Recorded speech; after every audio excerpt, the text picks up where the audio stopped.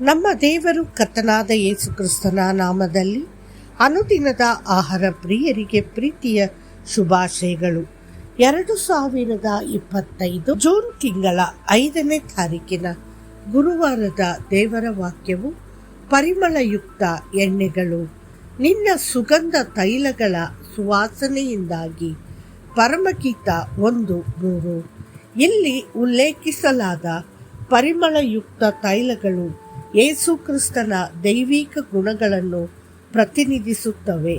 ಅವರ ಪ್ರೀತಿ, ನಮ್ರತೆ, ಕರುಣೆ ಮತ್ತು ಇವು ಆತ್ಮವನ್ನು ಆನಂದಿಸುವ ಹಿಂಪಾದ ಆಹ್ಲಾದಕರ ಸುವಾಸನೆಗಳಂತೆ.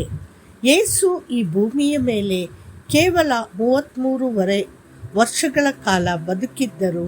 ಅವನ ಇಡೀ ಜೀವನವು ಈ ದೈವಿಕ ತೈಲಗಳ ಸುವಾಸನೆಯನ್ನು ಹೊರಸೂಸಿತು. ದೇವರ ಪ್ರಿಯ ಮಕ್ಕಳೇ, ನಿಮ್ಮ ಜೀವನವನ್ನು ಸಂಪೂರ್ಣವಾಗಿ ಕರ್ತನಿಗೆ ಅರ್ಪಿಸಿರಿ. ನಿಮ್ಮ ಜೀವನವು ಆತನಿಗಾಗಿ ಸುರಿಸಲ್ಪಟ್ಟ ಅಭಿಷೇಕದ ತೈಲದ ಸುವಾಸನೆಯಾಗಲಿ. ತನ್ನ ಭೂಲೋಕದ ಸೇವೆಯ ಸಮಯದಲ್ಲಿ ಯೇಸು ಸುವಾಸನೆಯ ಕಾಣಿಕೆಯಾಗಿದ್ದನು. ಅವನ ಧರ್ಮೋಪದೇಶಗಳು ದೈವಿಕ ಸುವಾಸನೆಯನ್ನು ಹೊಂದಿದ್ದವು. ಬಡವರ ಮತ್ತು ಮುರಿದ ಹೃದಯದವರ ಮೇಲಿನ ಅವನ ಕರುಣೆಯು ಸ್ವರ್ಗೀಯ ದಯೆಯ ಸುವಾಸನೆಯನ್ನು ಹರಡಿತು.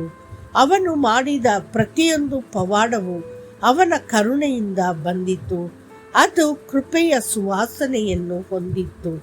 ಎಲ್ಲಕ್ಕಿಂತ ಹೆಚ್ಚಾಗಿ ಅವನು ಶಿಲುಬೆಯಲ್ಲಿ ಬಳಲಿದಾಗ ಹೊಡೆತ, ಗಾಯ ಮತ್ತು ಜಜ್ಜುವಿಕೆ ಅವನ ಸುವಾಸನೆಯು ಇನ್ನಷ್ಟು ಪ್ರಬಲವಾಯಿತು.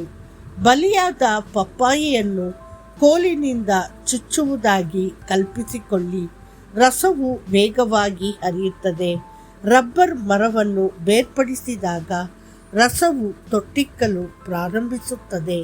ಅದೇ ರೀತಿ ಯೇಸುವನ್ನು ಕೊರಡೆಗಳಿಂದ ಹೊಡೆಯಲ್ಪಟ್ಟಾಗ, ಮೊಳೆಗಳಿಂದ ಚುಚ್ಚಿದಾಗ ಮತ್ತು ಈಟಿಯಿಂದ ಗಾಯಗೊಳಿಸಿದಾಗ ಅವನ ಶುದ್ಧ ರಕ್ತವು ಅಪವಿತ್ರ ಎಣ್ಣೆಯಂತೆ ಮೈರ್ ಅಥವಾ ಬಾಲ್ಸಾಮ್ ಮರದ ಅಮೂಲ್ಯವಾದ ರಾಳದಂತೆ ಹರಿಯಿತು. ಆ ಪ್ರೀತಿಯ ರಕ್ತವು ತ್ಯಾಗದ ಅರ್ಪಣೆಯಾಗಿತ್ತು ಮತ್ತು ದೇವರಿಗೆ ಸುಗಂಧಭರಿತ ವಾಸನೆಯಾಗಿತ್ತು.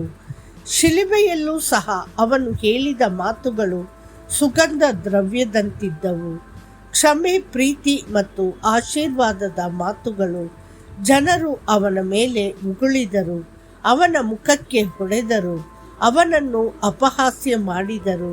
ಅವನ ಬಾಯಿಂದ ಬಂದದ್ದು ಸಿಹಿಯಾದ ಕ್ಷಮಿಸುವ ಪರಿಮಳ ಮಾತ್ರ. ಹೌದು, ಅವನ ಪರಿಮಳಯುಕ್ತ ತೈಲಗಳು ಅತ್ಯಂತ ಆಹ್ಲಾದಕರವಾಗಿದ್ದವು.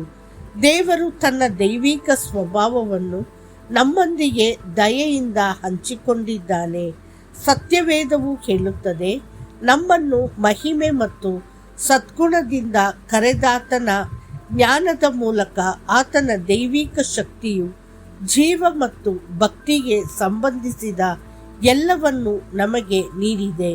ಆ ಜ್ಞಾನದ ಮೂಲಕ ನಮಗೆ ಅತ್ಯಂತ ಶ್ರೇಷ್ಠ ಮತ್ತು ಅಮೂಲ್ಯವಾದ ವಾಗ್ದಾನಗಳನ್ನು ನೀಡಲಾಗಿದೆ.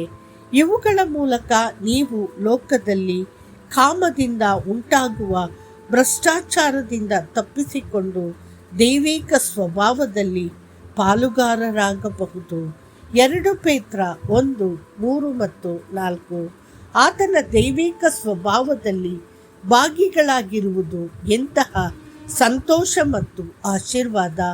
ಕ್ರಿಸ್ತನ ಸುಗಂಧವನ್ನು ಹೊತ್ತವರಾಗಿ ನಾವು ಪ್ರೀತಿ ಮತ್ತು ಕ್ಷಮೆಯಲ್ಲಿ ನಡೆಯೋಣ.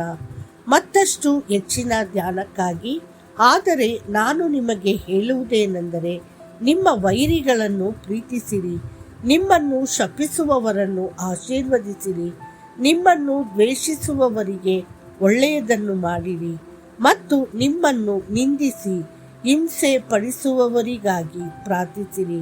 ಮತ್ತಾಯ 5:44. ಕರ್ತನು ಆಶೀರ್ವದಿಸಲಿ. ಆಮೇನ್.